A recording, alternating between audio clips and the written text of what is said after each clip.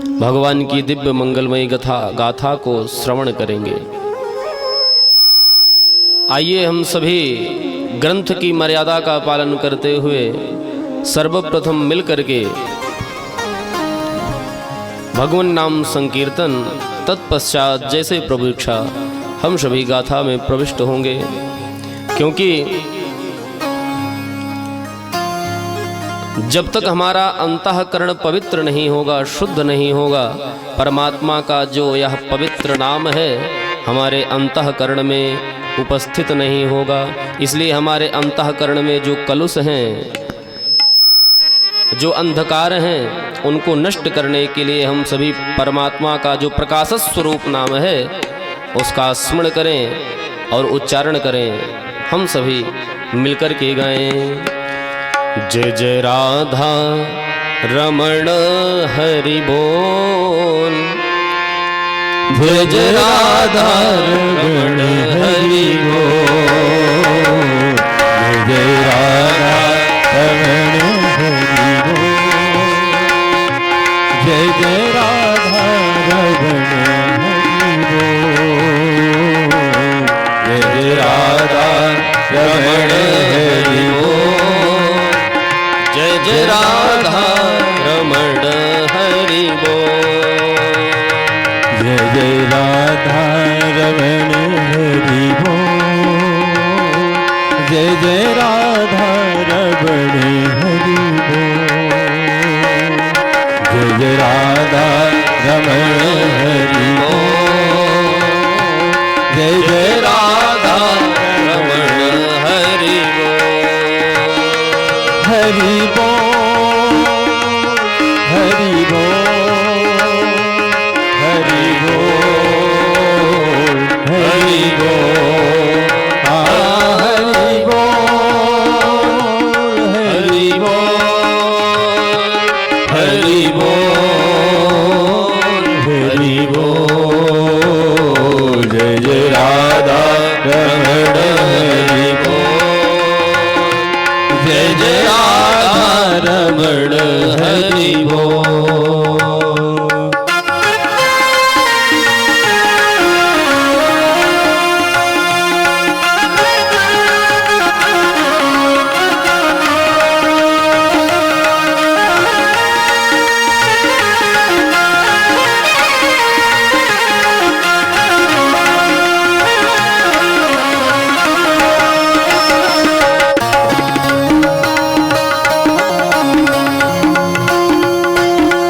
सभी लोग गाइए।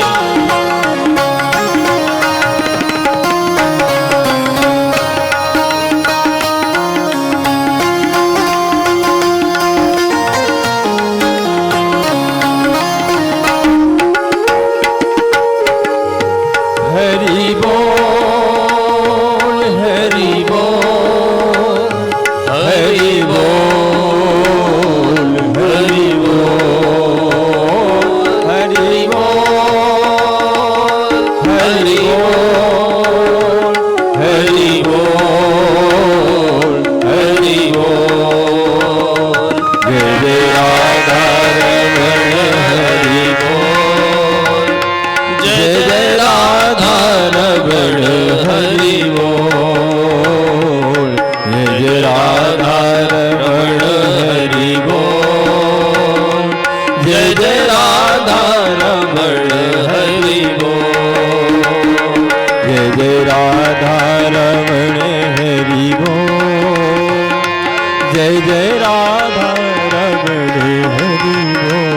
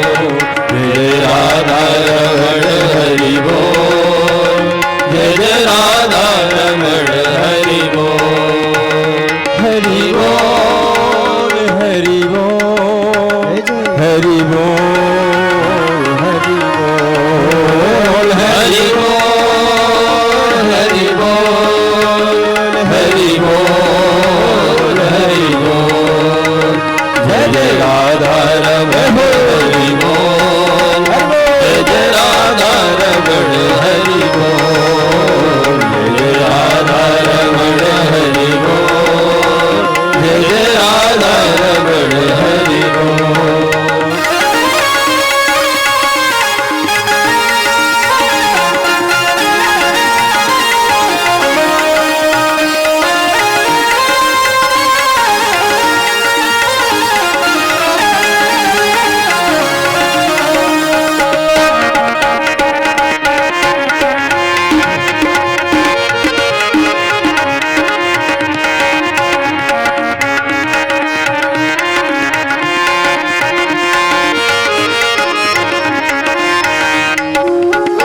जय जय राधा रमण हरि बोल जय जय राधा रमण हरि बोल जय जय राधा रमण हरि बोल जय जय राधा रमण हरि बोल जय जय राधा रमण हरि बोल जय जय राधा रमण हरि बोल जय जय राधा रमण हरि बोल जय जय राधा रमण हरि बोल जय जय राधा रमण हरि बोल जय जय राधा रमण हरि बोल जय राधा रमण हरि बोल जय जय राधा रमण हरि बोल जय जय राधा रमण हरि बोल जय जय राधा रमण हरि बोल जय जय राधा रमण हरि हरि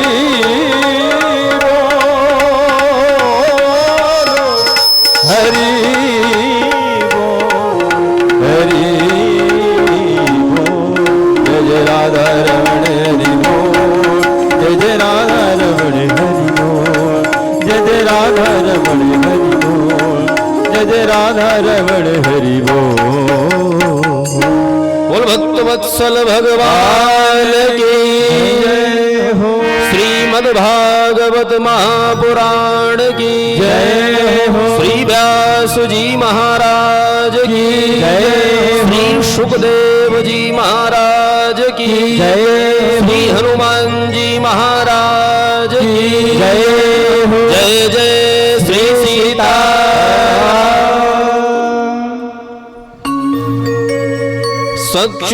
सच्चिदानंद रूपाय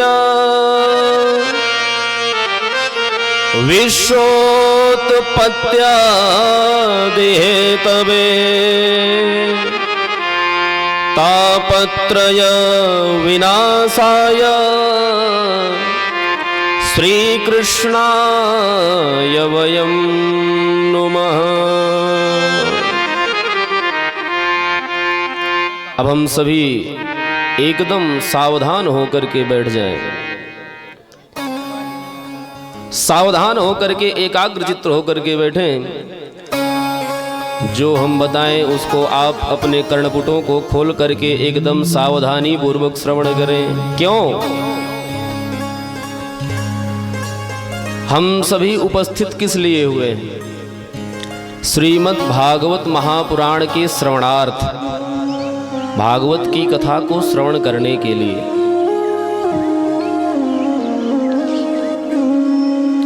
क्या है श्रीमद् भागवत कथा? क्यों सुनते हैं लोग भागवत की कथा को?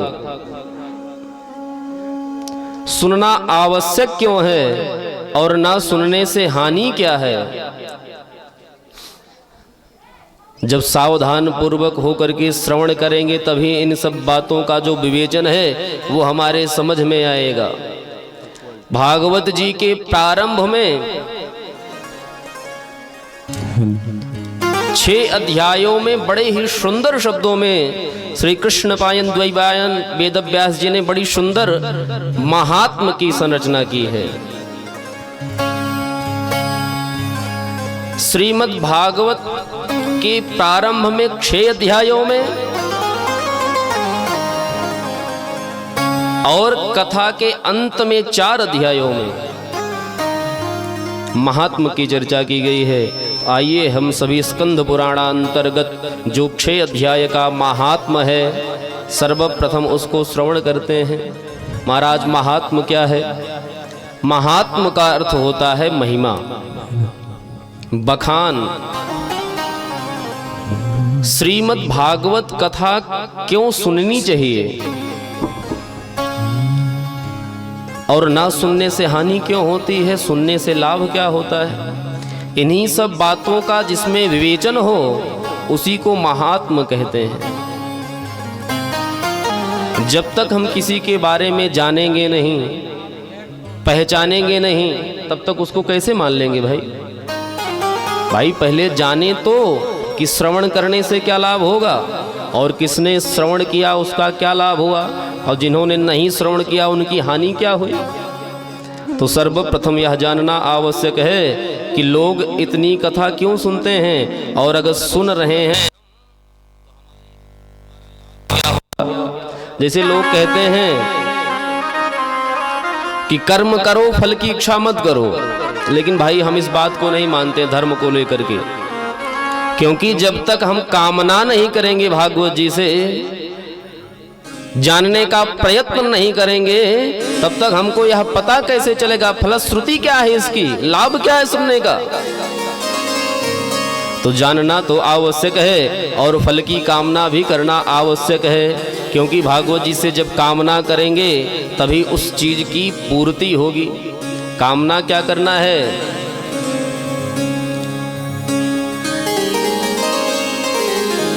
देखिए कथाएं तो खूब हैं,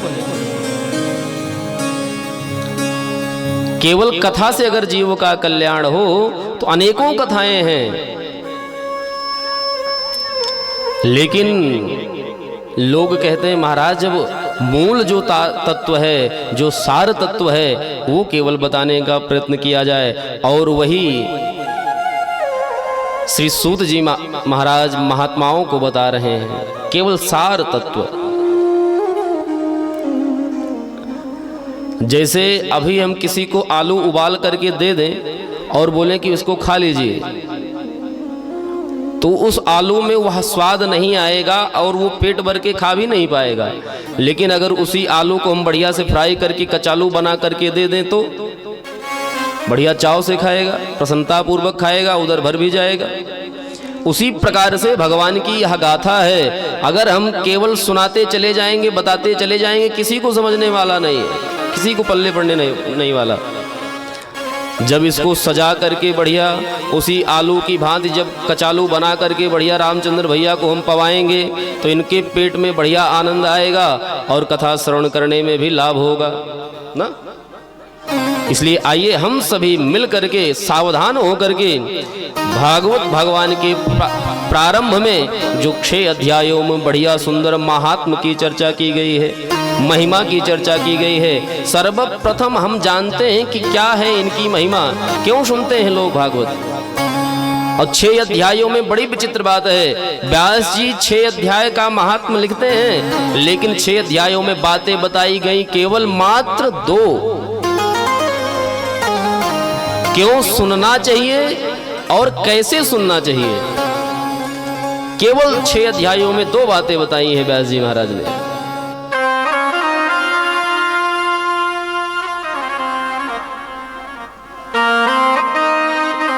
जब तक हम जानेंगे नहीं तब तक मानेंगे नहीं, क्योंकि हम कलुषित प्राणी हैं। जब तक हमारे सामने परिणाम ना दिखाई पड़े तब तक हम मानने वाले नहीं हैं। आइए हम सभी मिलकर के परम पिता परमात्मा सच्चिदानंद स्वरूप परब्रह्म परमात्मा को हम सभी प्रणाम करते हैं। श्री कृष्णाय वयम नमः।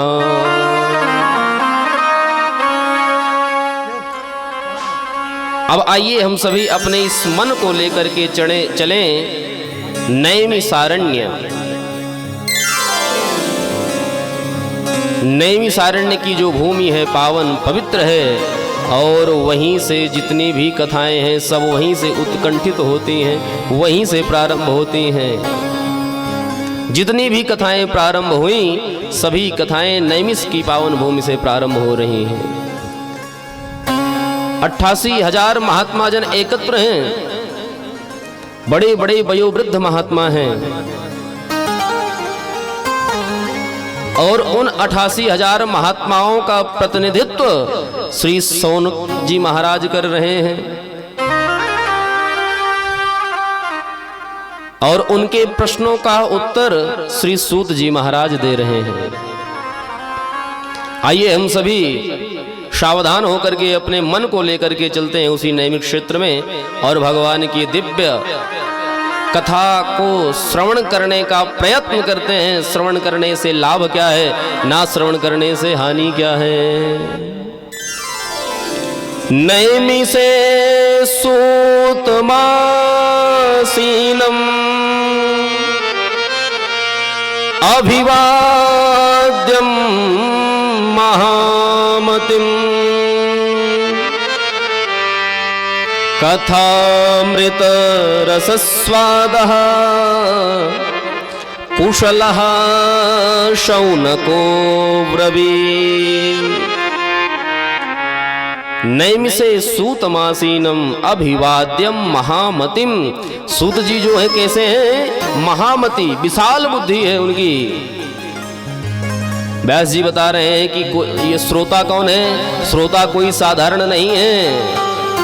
कुशलः शौनको ब्रवीत, जो श्रवण करने में कुशल हैं, अनेकों ज्ञान है उनको, लेकिन जब सूत जी के सम्मुख बैठे हुए हैं तो अज्ञानियों की तरह बैठे हुए हैं। कथा मृत रसस्वादः, कथा को श्रवण करने में एकदम कुशल है, कुशल श्रोता है। और वक्ता कैसे हैं, महामतिम, महामति हैं, विशाल बुद्धि है श्री सूत जी महाराज की। सौनकादि महात्मा श्री सूत जी महाराज से हाथ जोड़ करके प्रार्थना करते हैं, महाराज हम सभी कलुषित प्राणी हैं, कलयुग के प्राणियों का उद्धार कैसे होगा।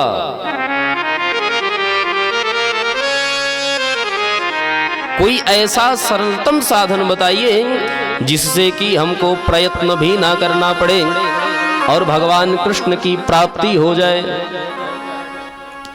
सौनकादि महात्मा कहते हैं, महाराज ये जो कलयुग के प्राणी हैं बड़े अधर्मी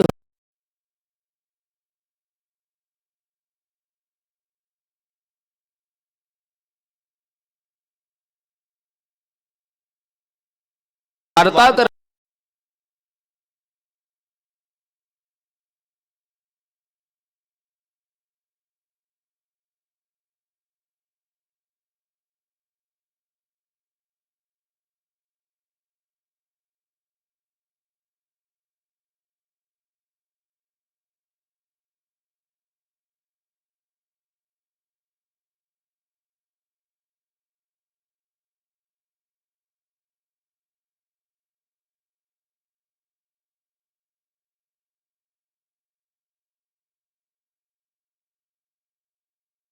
बताइए जिससे हम सभी को बहुत उपाय भी ना करने पड़े, प्रयत्न ना भी करना पड़े और हमारा कल्याण हो जाए। ऐसा कोई सरलतम साधन बताइए।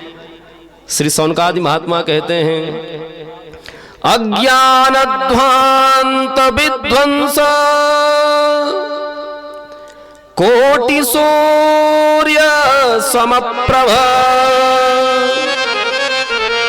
सूतख्याहि कथा सारम मम कर्णरसाय।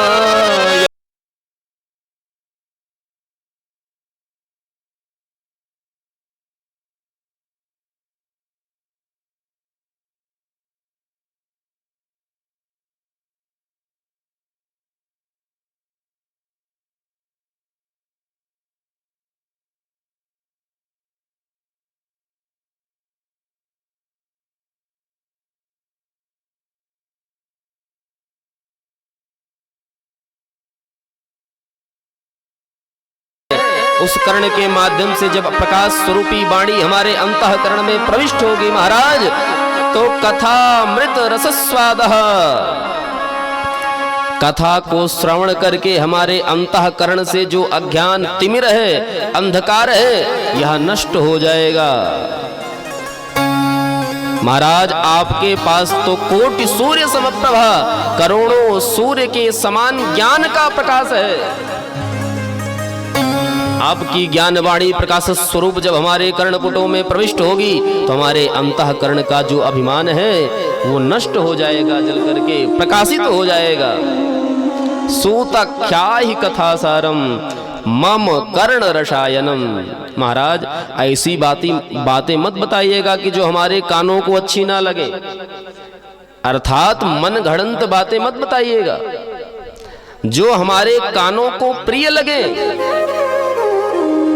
जिससे हमारा कल्याण हो, हमारा भद्र हो, शिवदम हो, ऐसी बातों को आप बताइएगा महाराज।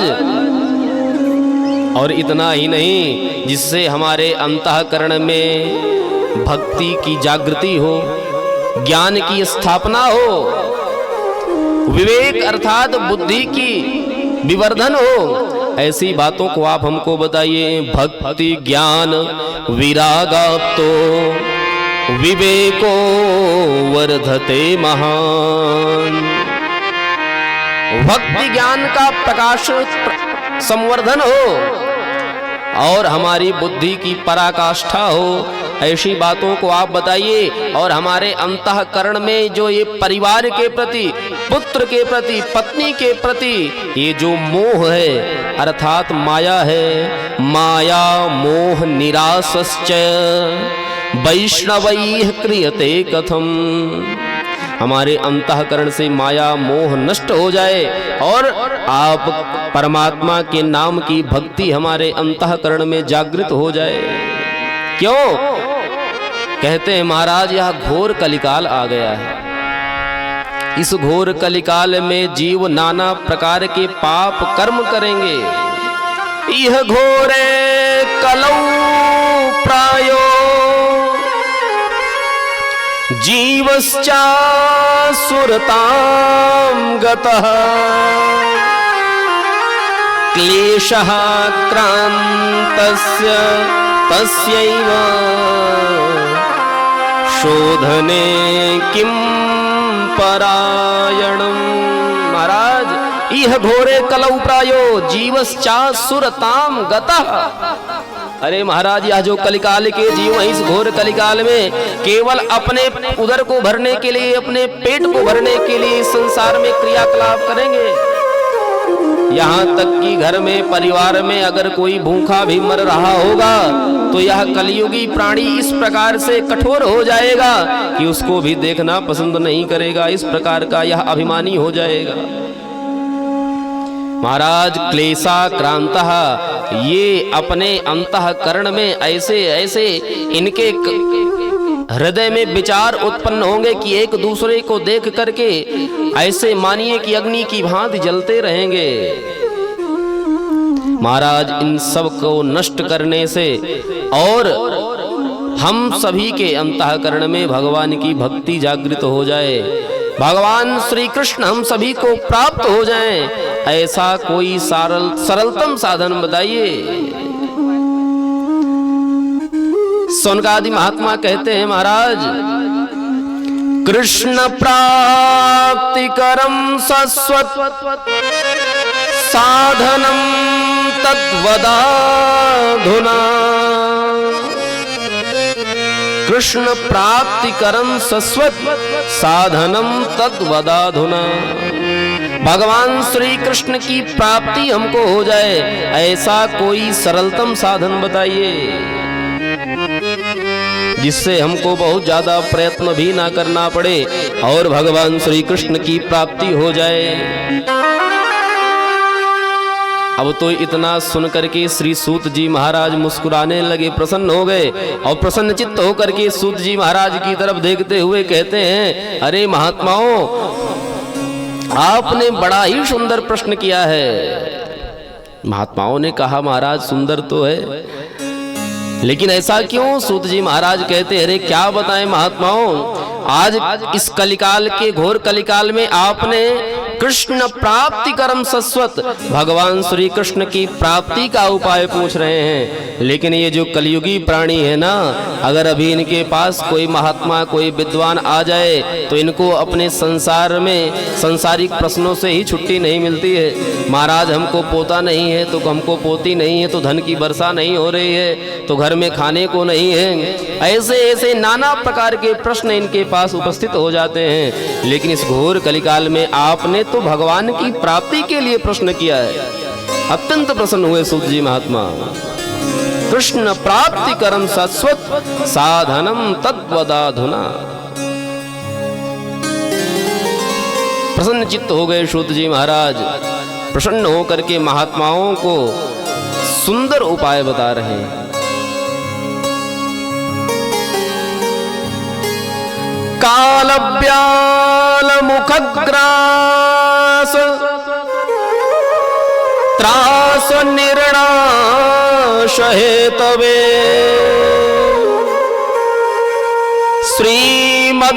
श्रीमद्भागवतं शास्त्रम् कलौ कीरेण भाषितम्। अरे महात्माओं, चिंता मत करो। कालव्याल मुखग्रास त्रास निर्णाश हेतवे।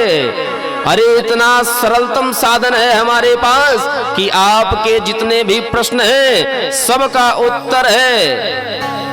अच्छा महाराज क्या है? श्रीमद्भागवतं शास्त्रम। श्रीमद्भागवत शास्त्रम महाराज का, इससे हम सभी जितने प्रश्न किए हैं सबका उपाय हो जाएगा। सब सूत जी महाराज कहते हैं हाँ, कलौ कीरेण भासितम। कलिकाल के जितने भी दोष हैं, जितने भी पाप हैं, श्रवण करने मात्र से नष्ट हो जाएंगे, दूर हो जाएंगे। अब तो इतना जैसे सुना महात्माओं ने, महात्मा जन आश्चर्यचकित हो गए। महाराज कैसे माने कि भागवत को श्रवण करने से हमारे पाप ताप संताप नष्ट हो जाएंगे और भगवान श्री कृष्ण की प्राप्ति हो जाएगी, हमको कोई उपाय भी नहीं करना पड़ेगा? कैसे मान ले भाई? क्या किसी ने इसको श्रवण किया है? और अगर श्रवण किया है तो उसका उद्धार हुआ है। अरे सूत जी महाराज तुरंत प्रसन्न हो गए। अरे लो, हम बताते हैं किसने श्रवण किया है, किसने सुना। सूत जी महाराज बोल पड़ते हैं, परीक्षित कथा वक्तुम सभायां संस्थिते सुके सुधा कुंभं गृहीत्वैव देवास्तत्र समागमन्। अरे महात्माओं, राजर्षि परीक्षित को 7 दिन में मरने का श्राप लगा और श्री सुखदेव महात्मा गंगा महारानी के पावन तट पर पावन गोद में परीक्षित जी को बैठा करके दिव्य भागवत की गाथा को श्रवण करा रहे हैं। इतना ही नहीं, उनके कल्याणार्थ देवलोक से देवेंद्र इंद्र सुधा कुंभ गृहीत्वैव अमृत का कलश भर करके ले आए और राजर्षि परीक्षित से कहते हैं, अरे राजन, इसको तुम पान करो, क्या कथा के चक्कर में पड़े हो? अभी तुम्हारा तत्क्षण उद्धार हो जाएगा। जो तुम्हारे अंतःकरण में यह मृत्यु का भय है ये नष्ट हो जाएगा और तुम अमरत्व को प्राप्त हो जाओगे। राजर्षि परीक्षित ने जब सुखदेव महाराज के मुखारविंद से अमृत और भागवतामृत का आख्यान श्रवण किया कि अमृत पान करने से क्या होगा, भागवतामृत पान करने से क्या होगा, तत्क्षण राजर्षि परीक्षित ने अमृत को पान करने से मना कर दिया। क्यों? क्योंकि सुखदेव जी कहते हैं यह जो सुधा कुंभ है अर्थात देवलोक से आया हुआ अमृत है, ये हमको अमृत तो प्रदान कर सकता है लेकिन भगवत प्राप्ति नहीं करा सकता। लेकिन ये जो भगवत गाथा है, भगवतामृत है, भागवतामृत है, इससे इस जीव आवागमन से मुक्ति हो जाएगी। मृत्यु का भय जो प्रत्येक प्राणी को रहता है सारे संसार में, सुखदेव जी कहते हैं सौनकादि महात्माओं हमारे अंतःकरण में यदि कोई भय है तो केवल मृत्यु का भय है। वो चाहे मनुष्य हो, पशु हो, वृक्ष, पल्लव इत्यादि कोई भी जीव क्यों ना हो, सबको केवल मृत्यु का भय है। और इस अमृत को पीने से मृत्यु तो नहीं होगी, लेकिन इस संसार के जो कष्ट हैं वो इस जीव को सहने पड़ेंगे राजर्षि परीक्षित। लेकिन ये जो भागवता अमृत है, यदि एक बार तुमने पान कर लिया सावधान हो करके, तो इस संसार के आवागमन से ही छुट्टी मिल जाएगी।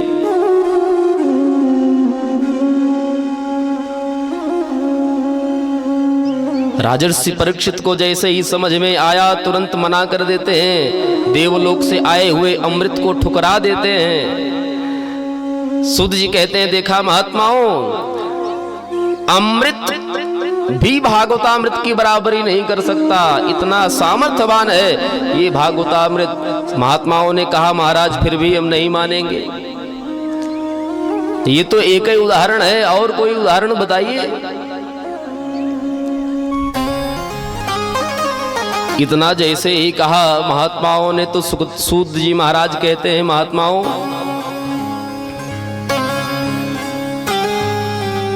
सात दिन तक देवताओं ने प्रतीक्षा की, और जैसे ही कथा विश्राम हुई तो राजर्षि परीक्षित को किंचित मात्र समय नहीं लगा भगवत प्राप्ति करने में। तत्क्षण उनकी प्राप्ति भगवान के चरणों में हो गई। ये देख करके विधाता अर्थात जो ब्रह्मा हैं वो भी विस्मृत हो गए, आश्चर्य में पड़ गए। ब्रह्मरा तो विचार यैव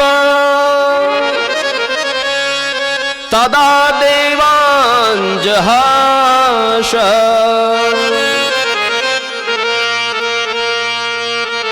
यहां पर विधाता का उच्चारण क्यों किया?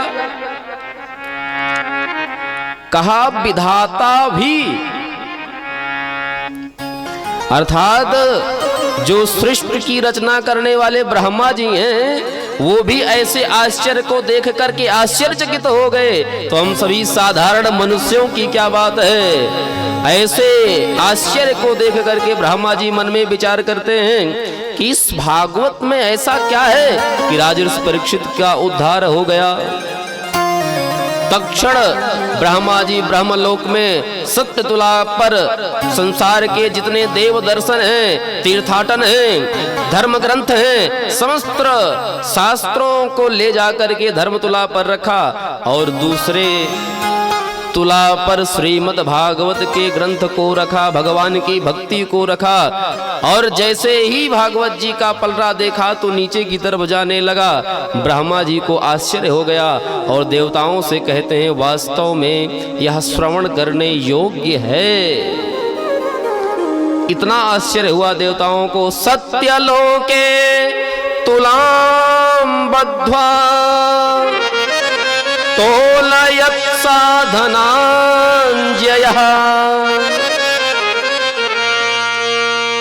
जब तुलना की तब भागवत जी के महत्व का पता चला कि यह कितना महत्वशाली है, इसलिए ये श्रवण करने योग्य है। अब जैसे ही इतना बताया, सूत जी महाराज ने महात्माओं को भी आश्चर्य हो गया। तदा ऋषिगणाः सर्वे विस्मयं परमं ययुः। कहा, अच्छा महाराज, आश्चर्य तो हुआ, लेकिन महात्माओं ने पुनः प्रश्न कर दिया। मेनिरे भगवद् रूपम शास्त्रम भागवतम कलौ।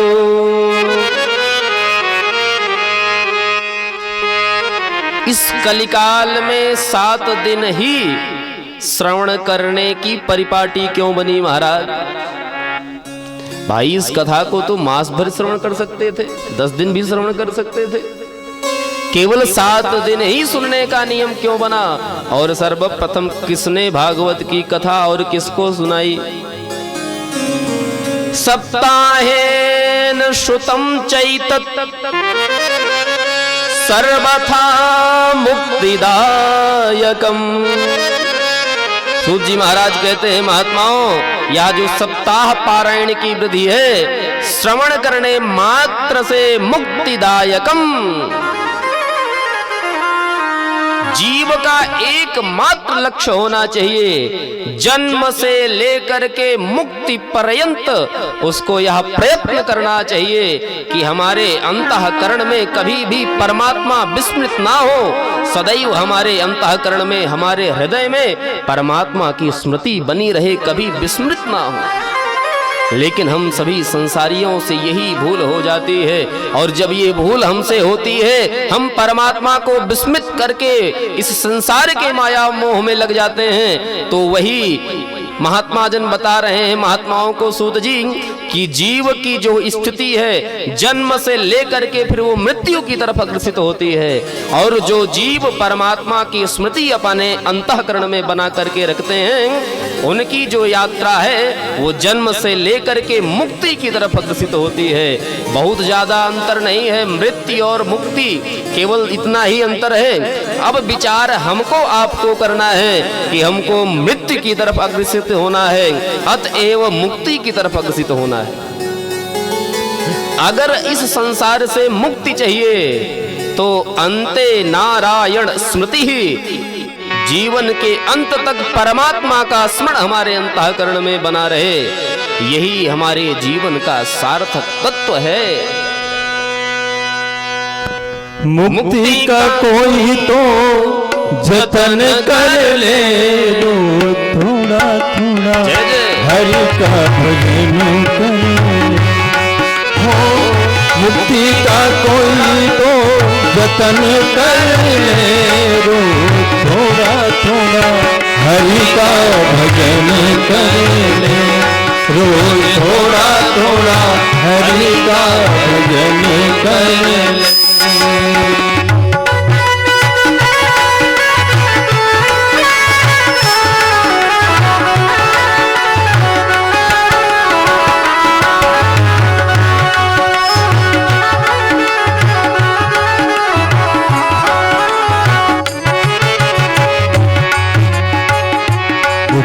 करेगा तो भक्ति करेगा तो बड़ा ही सुख पाएगा।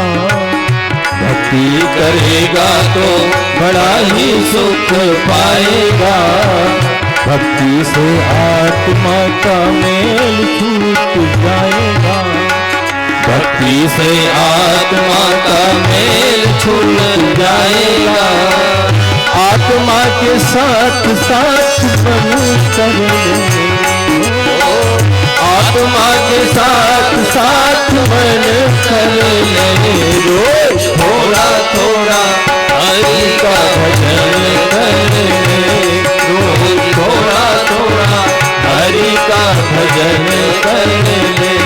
ओ मुक्ति का कोई तो जतन कर ले, मुक्ति का कोई तो जतन कर ले, रोज थोड़ा थोड़ा हरि का भजन कर ले, रोज थोड़ा थोड़ा हरि का भजन कर ले।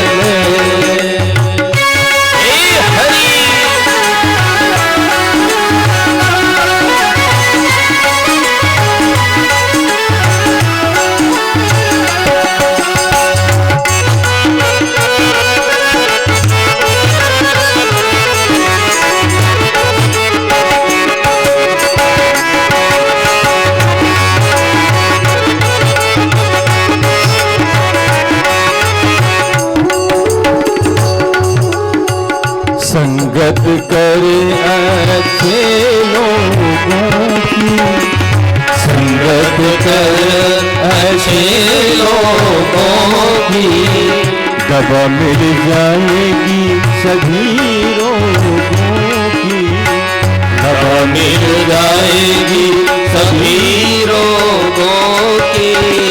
जिंदगी तो अपनी शमन कर ले, जिंदगी को अपनी शमन कर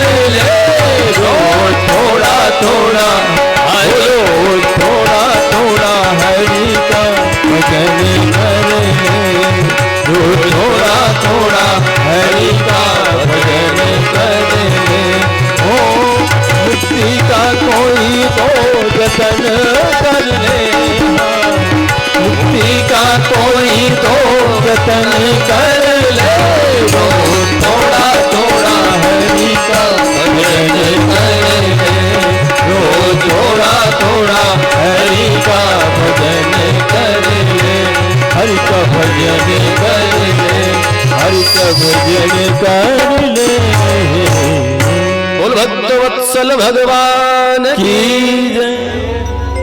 केवल जीव मात्र का ध्येय इतना होना चाहिए। अच्छा ये बताइए, इस संसार में मृत्यु का डर सबको है कि नहीं? मृत्यु से सभी डरते हैं ना। लेकिन ये भागवत शास्त्र की गर्जना है कि जो जीव एकाग्रचित्त होकर के इस गाथा को श्रवण कर लेता है उसके अंतःकरण से यह मृत्यु का भय नष्ट हो जाता है। इसी मृत्यु के भय को नष्ट करने के लिए ही तो श्री सुखदेव जी महात्मा राजर्षि परीक्षित को यह ग्रंथ की कथा श्रवण करा रहे हैं। श्रवण करने मात्र से जो जीव के अंतःकरण में मृत्यु का भय है ये नष्ट हो जाएगा और जीव फिर मुक्ति की तरफ अग्रसित होने लग जाएगा। इसलिए हम सभी संसारियों को चाहिए अपने अंतःकरण में सदैव नारायण का स्मरण बना करके रखें।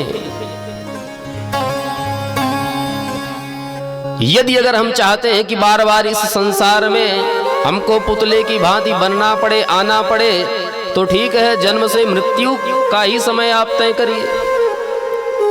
भाई जिस प्रकार से पीतल होती है, पीतल में मान लीजिए बंदर की मूर्ति बनी हुई है और कारीगर आया उस मूर्ति को पिघला करके हिरन का सांचा लगा दिया, उसमें वो हिरन तैयार हो गए।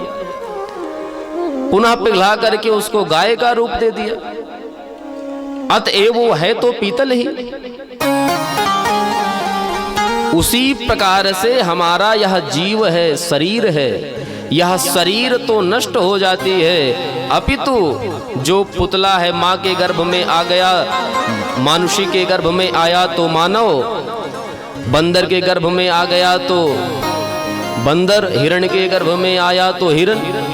जिस प्रकार से वह सांचा है उसी प्रकार से परमात्मा ने जीवों का भी सांचा बना करके रखा है। लेकिन अगर आप चाहते हैं कि आपको इस सांचे का प्रयोग ना होना पड़े तो केवल एकमात्र ही लक्ष्य है, जन्म पर्यंत मुक्ति की कामना करना। और वो मुक्ति होगी कब? तब जब हम अपने अंतःकरण में परमात्मा के नाम को स्मरण करेंगे तब। बोलिए भक्तवत्सल भगवान की। सूत जी महाराज प्रसन्नता पूर्वक बताते हैं सौनकादि महात्माओं को। सौनकादि महात्माओं ने पूछा, महाराज 7 दिन की परपाटी कब और कैसे क्यों प्रारंभ भई? सूत जी महाराज कहते हैं, महात्माओं, एकदाहि विशालायां चत्वार ऋषयो मलाः सत्संगार्थं समायात ददृशुस्तत्र नारदम्।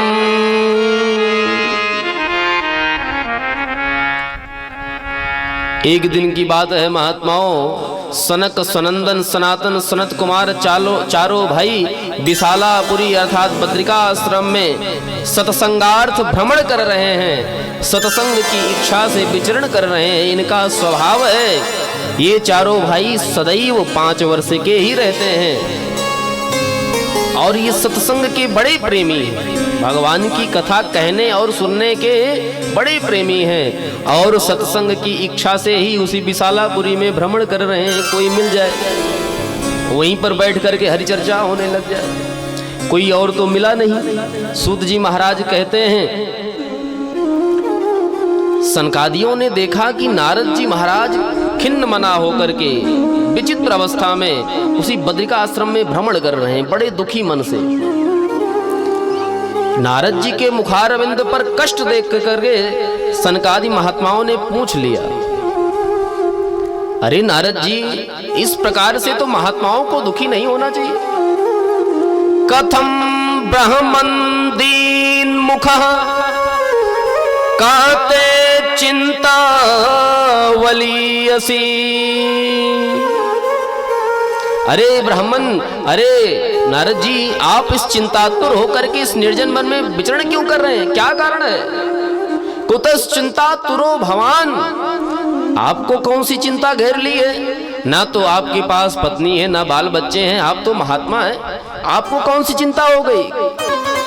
किस दुख से आप दुखी होकर के विचरण कर रहे हैं और कहां को जा रहे हैं? त्वरितम गम्यते कुत्र, और कहां से आ रहे हैं? कुतश्चा गमनम तब, कहां जा रहे हैं और कहां से आ रहे हैं? दुखी होने का कारण क्या है? नारद जी दुखी होकर के बोल पड़ते हैं, महात्माओं क्या बताएं, हमारा हृदय जो है बड़ा विदीर्ण हो गया है। कारण क्या है?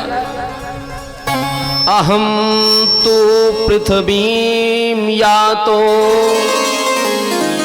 ज्ञात्वा सर्वोत्तमा इति। महाराज, हमारे अंतःकरण में इच्छा जगी कि चल करके पृथ्वी पर देखें कि कलयुग प्राणी किस प्रकार से पृथ्वी पर रहते हैं, कलयुग के जीव पृथ्वी पर किस प्रकार से रहते हैं। हमारे अंतःकरण में यह इच्छा जगी और महाराज मैं जैसे ही पृथ्वी पर आया, विविध क्षेत्रों में गया, धर्म क्षेत्रों में गया। कहां कहां? पुष्करम च प्रयागम च काशीम गोदावरीम तथा। इतना ही नहीं महाराज, हरिक्षेत्रम कुरुक्षेत्रम श्रीरंगसेतुबंधनम। महाराज मैं काशी भी गया, गोदावरी भी गया, प्रयाग भी गया, पुष्कर भी गया, लेकिन कहीं भी हमारे अंतःकरण को शांति नहीं मिली। क्यों? क्योंकि महाराज जब मैं मौनी महाराज के आश्रम के समीप पहुंचने लगा तो जैसे ही पहुंचा वहां पर इतना शोरगुल हो रहा था। मैंने आगंतुकों से पूछा ये किसका आश्रम है? बताया कि मौनी महाराज का। बताइए महाराज कितने दुख का विषय है, नाम है फला फला मौनी जी महाराज और इतनी ध्वनि विस्तारण हो रहा है आश्रम से, नाना प्रकार का कष्ट हुआ। महात्माओं के यहाँ तो हमको संतुष्टि नहीं मिली, इच्छा जगी चल करके गृहस्थों की। देखिए महाराज जैसे ही गृहस्थों के यहाँ मैं पहुंचता हूं तो देखता क्या हूं? सत्यम नास्ति तपः शौचम दया दानम न विद्यते। वहां पर तो और कष्ट हुआ। क्या महाराज? जीवों के अंतःकरण में सत्यम नहीं, सत्य नहीं बचा है। सत्यम नास्ति तपः शौचम, तप तो है ही नहीं जीव मात्र में। शौचम अर्थात पवित्रता, पवित्रता की तो मत पूछिए महाराज। जहां जैसे पा रहे हैं भक्षा भक्ष पान कर रहे हैं, खान पान में कोई वो भी नहीं है। आजकल तो बढ़िया कुकुर भोज चालू हो गया भैया, क्या बोलते हैं उसको, जो खड़े हो गए बफर। ऐसी स्थिति हो गई है महाराज कलिकाल के प्राणियों की। अरे जिसको ग्रहण करने मात्र से हमारे शरीर में ऊर्जा प्रदान होती है, अन्न भी देव की श्रेणी में आता है, ऐसे अन्न का हम सभी अपमान करके जूता चप्पल जैसे पा रहे हैं पहन करके पान कर रहे हैं।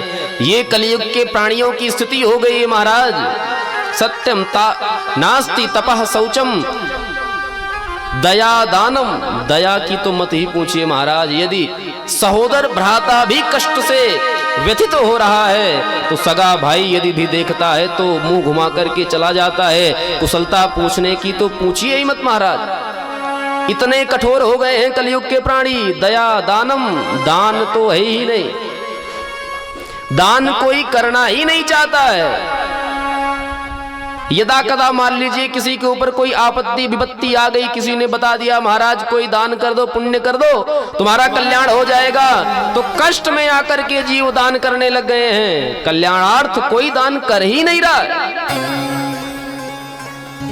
केवल एक कार्य कर रहे हैं कलयुग के प्राणी, क्या? उदरम भरिणो जीवा वराका कूट भाषिण। महाराज केवल अपने उदर को भरने के लिए, अपने पेट को पालने के लिए जीव इस संसार में नाना प्रकार के उपक्रम कर रहे हैं, चाहे उनके द्वारा अधर्म हो या कुछ भी हो, उनको किंचित मात्र भी प्रभाव नहीं पड़ रहा है। इस प्रकार के कलयुग के प्राणी हो गए हैं। इतना ही नहीं, घर के जो माताएं हैं, पुरुष हैं, वो वराका कूट भाषिण, केवल मिथ्या भाषण करते हैं, कटु वचन बोलते हैं, ऐसी वाणी बोलेंगे कि आपस में ही युद्ध हो जाए। ऐसी स्थिति कलयुग के प्राणियों की देख करके नारद जी बड़े बचते हैं। इतना ही नहीं महाराज, जब मैं थोड़ा और आगे बढ़ा, गृहस्थों के यहाँ देखता हूँ क्या?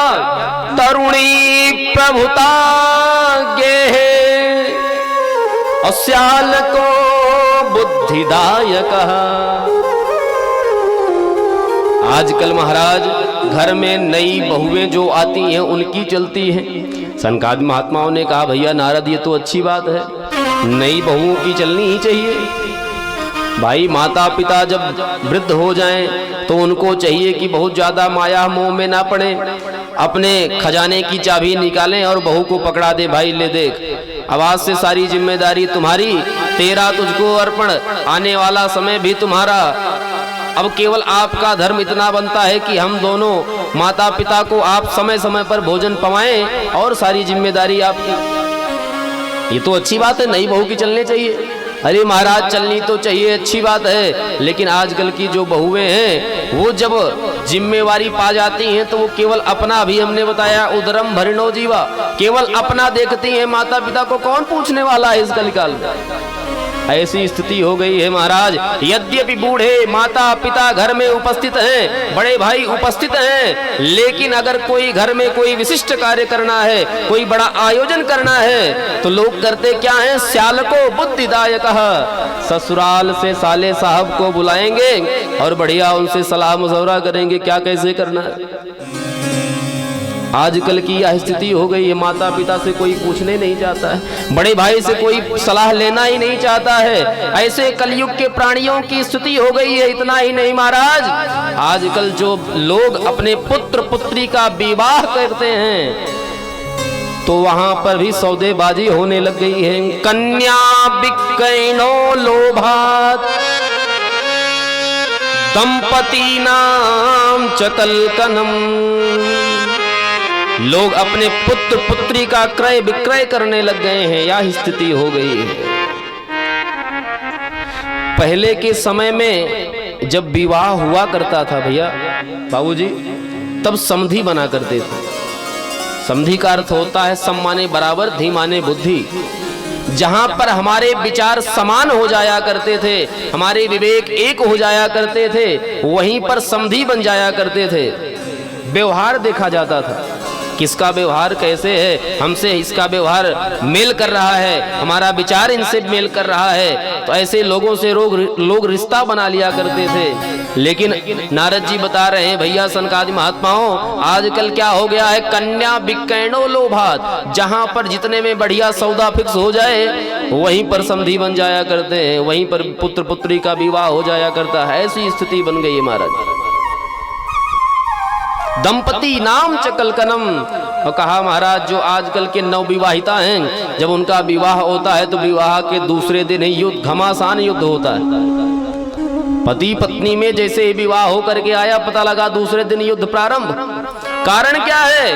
कारण यही है, लोग आजकल के विवाह में जो मुख्य भूमिका होती है उस पर कोई ध्यान ही नहीं देता।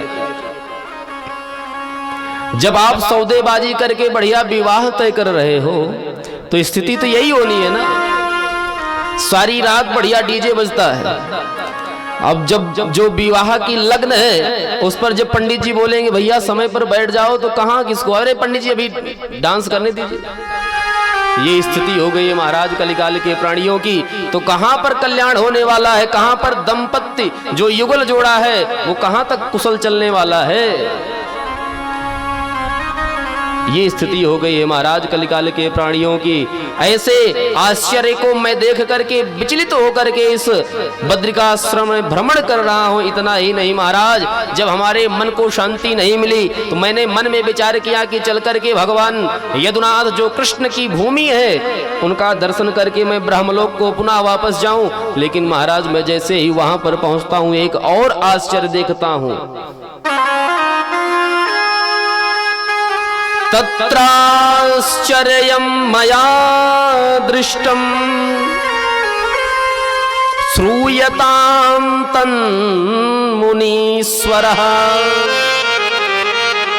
कैसा आश्चर्य महाराज, मैंने देखा कि एक युवती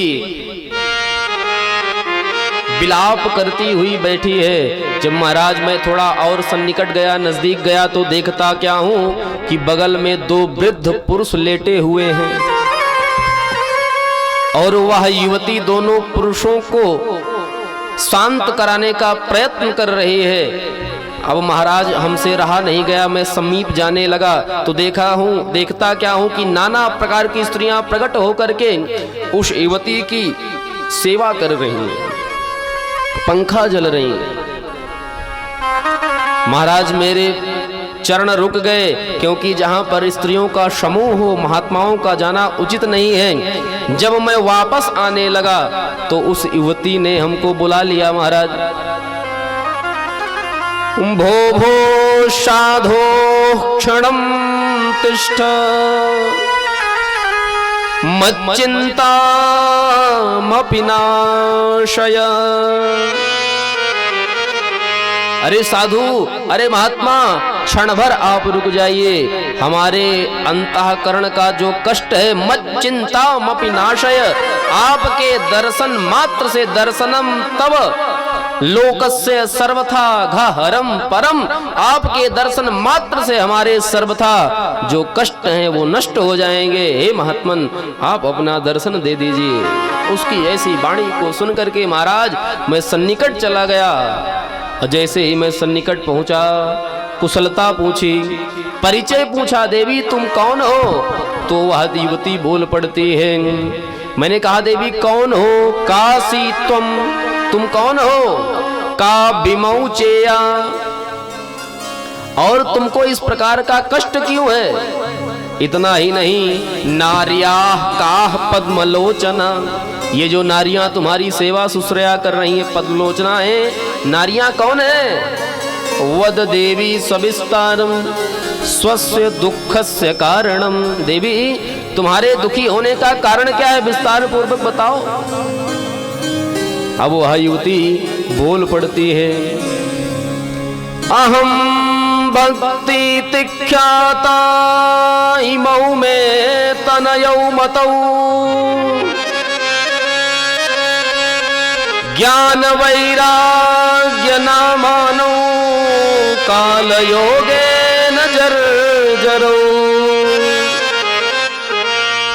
महाराज मेरा नाम भक्ति है, अहम भक्ति इति ख्याता इमौ में तनयौ मतौ ज्ञान वैराग्य नामानो काल योगेन जर्जरो। महाराज मेरा नाम भक्ति है और ये जो दोनों पुरुष अचेता अवस्था को प्राप्त हुए हैं ये कोई और नहीं, हमारे ही पुत्र ज्ञान और वैराग्य हैं। महाराज मैं उत्पन्न द्रविड़ प्रदेश में हुई, कर्नाटक में मैं बड़ी हुई। कहीं कहीं महाराज हमको पूजा गया, कहीं कहीं हमारा खूब अनादर हुआ। गुर्जरे जीर्णताम गतः, गुजरात प्रदेश को महाराज में जब पहुंचती तो वहां पर हमको पुनः जीर्णावस्था प्राप्त हो जाती है। उत्पन्ना द्रविणेशाहम वृद्धिम कर्नाटके गतः क्वचिन महाराष्ट्रे गुर्जरे जीर्णतां गतः।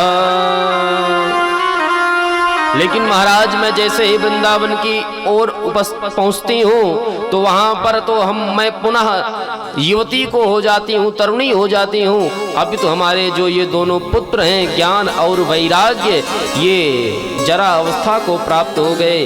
क्योंकि महाराज वृंदावन में भक्ति तो मिली लेकिन ज्ञान और वैराग्य नहीं है। ये कलिकाल के प्रभाव से जरा अवस्था को प्राप्त हो गए हैं। वृंदावनम पुनः प्राप्य नवीने स्वरूपिणी। वृंदावन में मैं तरुणी तो हुई, अभी तो हमारे पुत्र जीर्णताम गतः। महाराज हमारे मुक्ति का कोई सरलतम उपाय शीघ्र करिए, अतएव मैं इस भारत वर्ष को छोड़ करके विदेश चली जाऊंगी। इदं स्थानम परित्यज्य विदेशम गम्यते मया।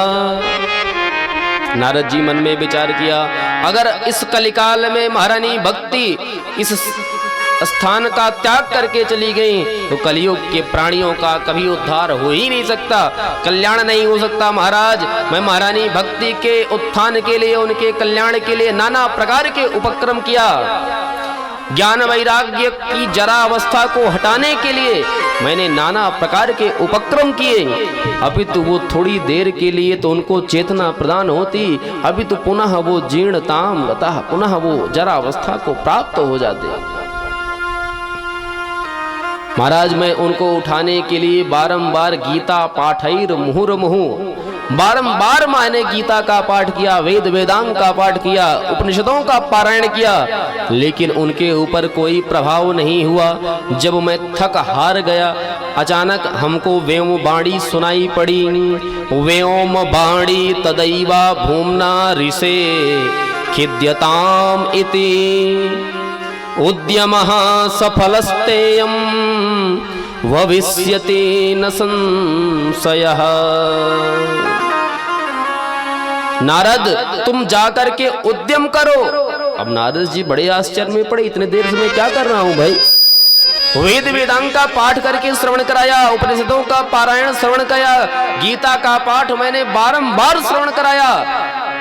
अब इससे बड़ा उद्यम क्या हो सकता है महाराज, मैं क्या करूं। उसी उद्यम की खोज में मैं नाना प्रकार के दुखों से दुखी होकर के इस निर्जन वन में भ्रमण कर रहा हूं। अब तो इतना सुन करके सनक सनंदन सनातन सनत कुमार बड़े प्रसन्न हो गए और मुस्कुराने लगे। अरे भैया नारद, इतनी छोटी सी बात के लिए तुम इतने विचलित हो। अरे इसमें कौन सी बड़ी बात, इसका उपाय तो आपको पूर्व से पता है। सनकादि कहते हैं भैया नारद मां चिंताम कुरु देवर से। अरे नारद तुम बिल्कुल चिंता मत करो, तुम फालतू में परेशान हो क्यों। मां चिंताम कुरु देवर से हर से चित्ते समावह उपायः सुख साधोत्र वर्तते पूर्व एव ही। अरे नारद फालतू में तुम चिंता तो रहो, हर से चित्ते समावह, प्रसन्न हो जाओ शीघ्र। अरे महाराज कैसे प्रसन्न हो जाऊं, क्यों, क्योंकि यह उपाय तो आपको पहले से पता है। उपायः सुख साधोत्र वर्तते पूर्व एव ही। आपको इसका उपाय तो पहले से ही पता है। सनकादियों से नारद ने कहा देखो भैया आप भाई हास परिहास मत करो, अगर हमको पता होता पहले से तो मैं क्यों इतना व्यथित होता, क्यों दुखी होता। शीघ्र मैं उपचार करना देता भक्ति का। सनकादि कहते हैं सुनो, ये सत्कर्म कोई दूसरा नहीं, सत्कर्म सूचको नूनम ज्ञान यज्ञः स्मृतो बुधै श्रीमद्भागवतं शास्त्रम् सतु गीतः शुकादिभिः। जैसे इतना कहा तो नारद जी ने कहा महाराज श्रीमद् भागवत से महारानी भक्ति का उद्धार हो जाएगा। क्या मजाक करते हैं महाराज?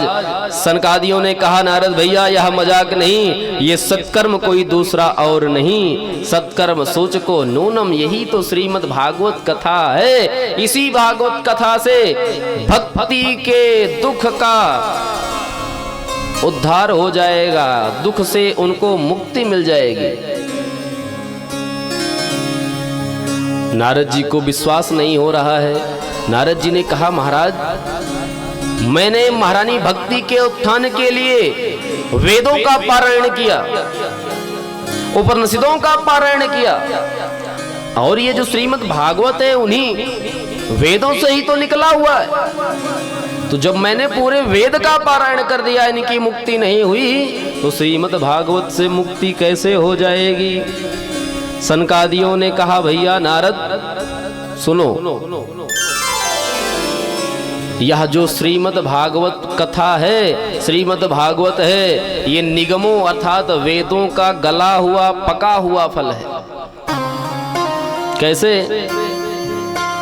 निगम कल्पतरोर गलितम फलम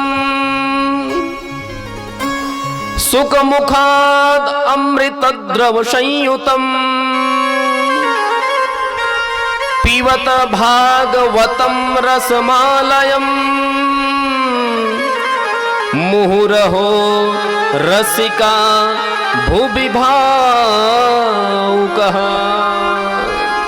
अरे महाराज जैसे एक आम का वृक्ष होता है, आम के वृक्ष में वह फल लगता है, और जब फल पक करके तैयार हो जाता है, और अगर कोई भूखा हो और जाकर के आम के वृक्ष के नीचे खड़ा हो जाए, आम की टहनियों को तोड़ तोड़ करके चबाने लगे, खाने लगे, तो क्या उसको आनंद आएगा? उसकी क्षुधा मिटेगी?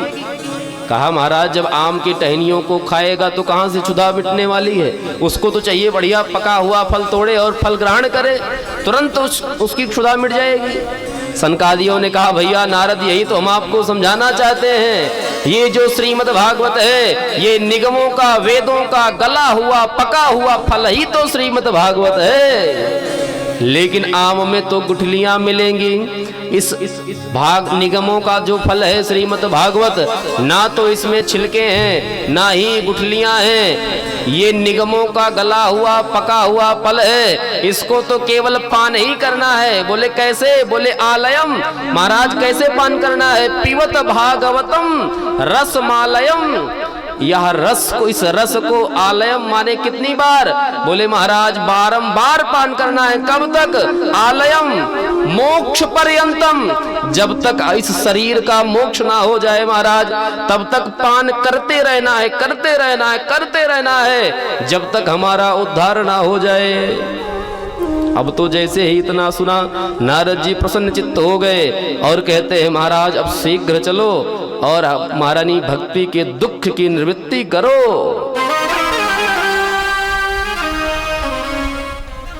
तुरंत सनकादि उपाय बताते हैं, नारद जी से कहते हैं नारद महारानी भक्ति को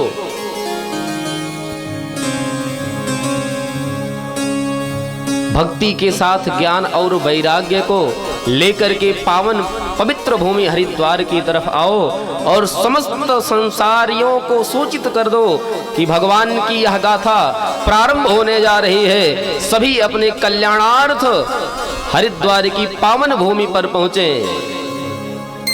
नारद जी अपने भाग्य की सराहना करते हुए सनकादियों को बारंबार प्रणिपात कर रहे हैं। सनकादियों से कहते हैं महाराज आप अगर हमको मिलते ना तो मैं इस बद्रिकाश्रम में भ्रमण करते रहता, हमारे इस दुख की निवृत्ति ना होती। इसीलिए तो गोस्वामी बाबा कहते हैं कि जब तक संत भगवान की कृपा ना हो, गुरुदेव की कृपा ना हो, जीव को कहाँ मुक्ति मिल सकती है। उसी प्रकार से नारद जी के ऊपर कृपा हुई। बिनु सत्संग विवेक न होई, बिनु सत्संग विवेक न होई, बिनु सत्संग विवेक न होई।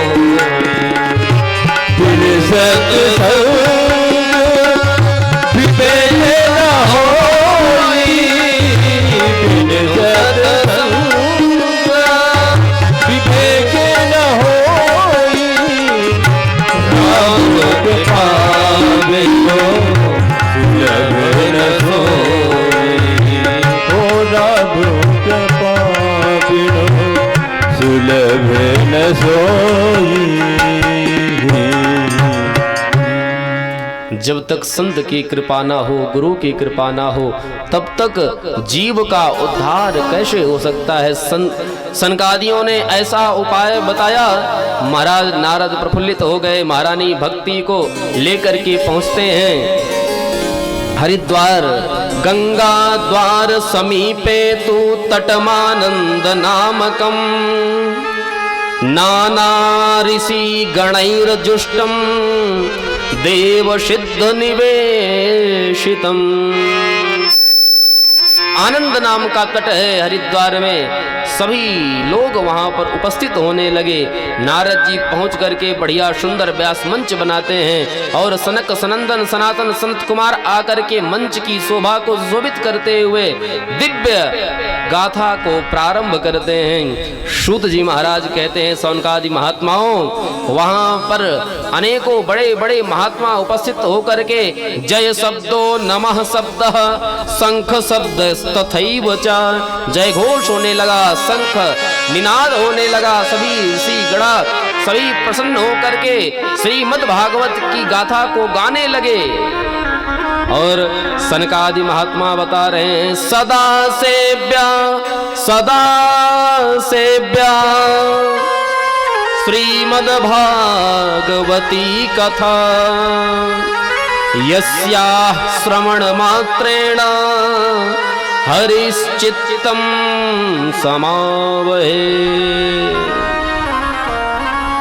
पहले दिन की कथा के प्रभाव से महारानी भक्ति नृत्य करने लगी और ज्ञान वैराग्य के अंतःकरण में चेतना प्रदान हो गई।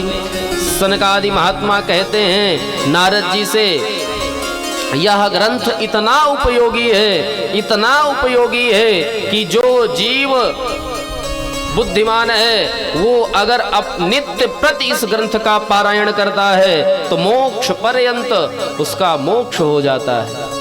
कहा महाराज हम तो संस्कृत पढ़े ही नहीं हैं, संस्कृत पढ़ना ही नहीं जानते, तो पारायण कैसे करें। कहा इसके लिए भी उपाय है।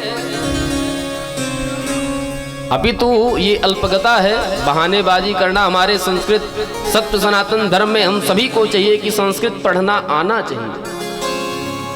लेकिन फिर भी यदि आपको नहीं आता है तो आप भागवत जी के ग्रंथ को बढ़िया सुंदर सजा करके अपने पूजन स्थल में रखें और नित्य प्रति धूप दीप नैवेद्य करें। ये भी नहीं कर सकते तो पूजन स्थल पर रख करके नित्य में वो दर्शन मात्र करें, उससे ही कल्याण हो जाएगा। अध्याय का पारायण नहीं हो सकता, एक श्लोक का पारायण करें। एक श्लोक का नहीं हो सकता, आधे श्लोक का पारायण करें। यहां तक कि सनकादि महात्मा बताते हैं, श्लोकार्धम श्लोक पादम वा नित्यं भगवतो द्वयम् पठस्य स्वामुखेनैव यदीक्षसि परां गति। जो नित्यमेव भागवत जी का पारायण करते हैं, यदि एक भी श्लोक का एक नहीं हो सकता तो श्लोक आर्धम वा, आधा नहीं हो सकता तो श्लोक पादम वा, केवल श्लोक का एक शब्द ही यदि नित्य पढ़ते हैं तो पराम गति ही, जीव की गति परमात्मा में हो जाती है। यह इस ग्रंथ का महत्व है, महिमा है। इतनी बड़ी महिमा बताई सनकादियों ने। नारद जी सुन करके प्रसन्न चित्त हो रहे हैं। कहा महाराज जो नित्यमेव पाप कर्म ही करते हैं उनके लिए क्या है। कहा कैसा ही क्यों ना हो, चंडाल वच्च खरवद्धते ननीतम मिथ्या स्वजन्म जननी जनि दुख भाजः। और जो जीव इतना नहीं कर सकते हैं, भागवत जी का पारायण नहीं कर सकते, पाठ नहीं कर सकते, श्लोक पाद आधे श्लोक का पारायण नहीं कर सकते, इतना ही नहीं ना पारायण करें, पूजा स्थल पर रख करके पूजन भी नहीं कर सकते हैं, पूजन की बात छोड़िए दर्शन भी नहीं कर सकते हैं, ऐसे जीवों के लिए श्री सनकादि महात्मा बता रहे हैं, चंडाल वच्च खरबद्ध तेन नीतम और मिथ्या स्वजन्म जननी जनि दुख भाजः। ऐसे जीव धरती पर कलंक है, उनका धरती पर जन्म हो जाना महापाप है। मिथ्या स्वजन्म जननी, वो अपनी माँ के गर्भ से पैदा होकर के महापाप कर दिए हैं। ऐसा हम नहीं बता रहे, भागवत जी बता रहे। इसलिए समस्त सनातनियों को चाहिए कि वो पारायण भले ही ना कर सकें, पढ़ भले ही ना सकें, लेकिन अपने घर में ग्रंथ का रख करके ग्रंथ पूजन करें, ग्रंथ दर्शन करें। इसी दर्शन मात्र से जीव का कल्याण हो जाएगा। अब इससे ज्यादा भैया भगवान क्या कर सकते हैं? अगर हम परमात्मा के द्वारा हमारा जन्म हो गया है और उनके निमित्त हम इतना भी नहीं कर सकते, तो वास्तव में हम धरती पर बोझ ही है। बोलिए भक्त वत्सल भगवान की जय हो। सनकादि महात्मा नारद जी महारानी भक्ति को दिव्य कथा श्रवण करा रहे हैं, और इधर नैमिष की पावन भूमि में श्री सूत जी महाराज सौनकादि महात्माओं को श्रवण करा रहे हैं, सौनकादि महात्माओं को बता रहे हैं। कथा प्रारंभ होते ही चैतन्यता प्रदान हो गई, और जैसे ही सप्तम दिवस की कथा विश्राम की ओर बढ़ रही है, महारानी भक्ति प्रसन्न चित्त होकर के खड़ी होकर के भक्त ज्ञान और वैराग्य के साथ प्रफुल्लित होकर के दिव्य नृत्य करने लगी। महारानी भक्ति नृत्य कर रही हैं। भक्ति सुतौ तौ तरुणौ गृहीत्वा प्रेमैकरूपा सहसा विराशीत्। श्री कृष्ण गोविंद हरे मुरारे नाथेति नामानि मुहुर्वदन्ति। प्रसन्न चित्त हो गई, प्रसन्न चित्त हो करके बारंबार कोटिशः नमन कर रही हैं, नारद बाबा को बारंबार धन्यवाद कर रही हैं। सकल भुवन मध्य निर्धनास्तेपि धन्या निवसत हृदयेषां श्री हरिर भक्त रेखा हरिरपि निज लोकम सर्वथातो विहाय प्रविशत हृदयेषां भक्ति सूत्रोपनद्यः। महारानी भक्ति के अंतःकरण में परमात्मा की भक्ति आकर के स्थापित हो गई, और ज्ञान और वैराग्य युवावस्था को प्राप्त होकर के बारंबार कोटिशः नमन कर रहे हैं। इतने बढ़िया सभी लोग खड़े होकर के दिव्य नृत्य कर रहे हैं। श्री कृष्ण गोविंद हरे मुरारी नारायण वासुदेवा। श्री कृष्ण गोविंद हरे मुरारी नाथ नारायण वासुदेवा। श्री कृष्ण गोविंद हरे मुरारी नाथ नारायण वासुदेवा। हे नाथ नारायण वासुदेवा, हे नाथ नारायण वासुदेवा, हे नाथ नारायण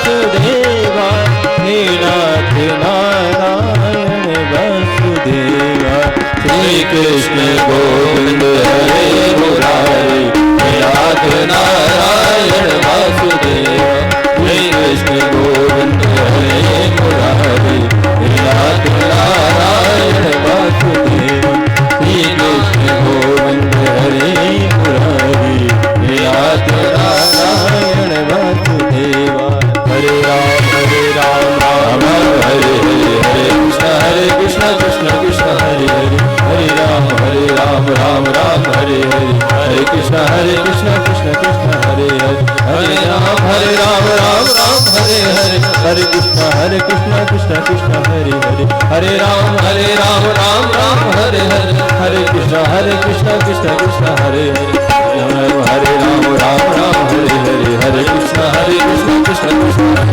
हरे राम राम हरे हरे हरे कृष्ण कृष्ण कृष्ण हरे हरे राम राम हरे हरे हरे कृष्ण कृष्ण कृष्ण हरे हरे राम राम हरे हरे हरे कृष्ण कृष्ण कृष्ण हरे हरे राम हरे राम हरे हरे हरे कृष्ण कृष्ण कृष्ण हरे हरे राम हरे हरे हरे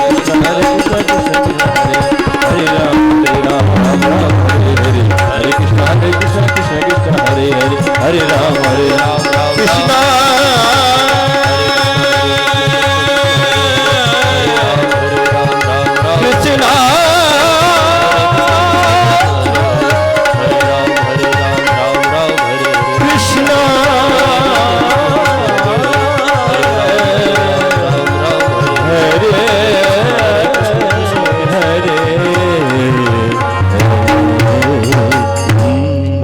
वत्सल भगवान की जय। योगिराज कृष्ण भगवान की बाल कृष्ण लाल की जय। श्रीमद् भागवत महापुराण की जय। श्री सुखदेव जी महाराज की जय। श्री व्यास जी महाराज की जय हो।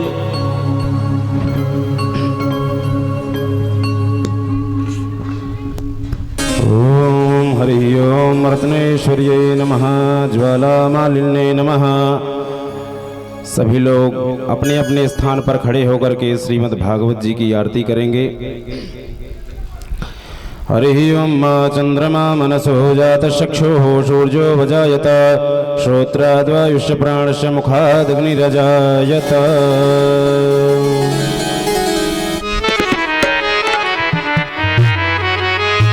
शिवा के बिहारी तेरी आरती गाओ। शिवा के बिहारी तेरी आरती गाओ। शिवा के बिहारी तेरी आरती गाओ। शिवा के बिहारी तेरी आरती गाओ। चरणों से निकली है गंगा प्यारी। चरणों से निकली है गंगा प्यारी। जिसने सारी दुनिया तारी। जिसने सारी दुनिया तारी। बोलो चरणों में शीश नवाओ। शिवा के बिहारी तेरी आरती गाऊं। गिरधर तेरी आरती गाऊं। गिरहरी तेरी आरती गाऊं। मोर मुकुट तेरे शीश पे सोहे। मोर मुकुट तेरे शीश पे सोहे। प्यारी बंसी मुनि मन मोहे। प्यारी बंसी मेरो मन मोहे। देख छवि बलि हरि में जाओ। श्री के बिहारी तेरी आरती गाऊं। गिरधर तेरी आरती गाऊं।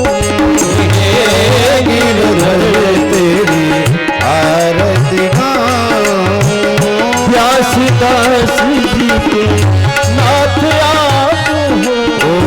व्यासदास जी के नाथ आप हो। सुख दुख जीवन प्यारे हाथ आप हो।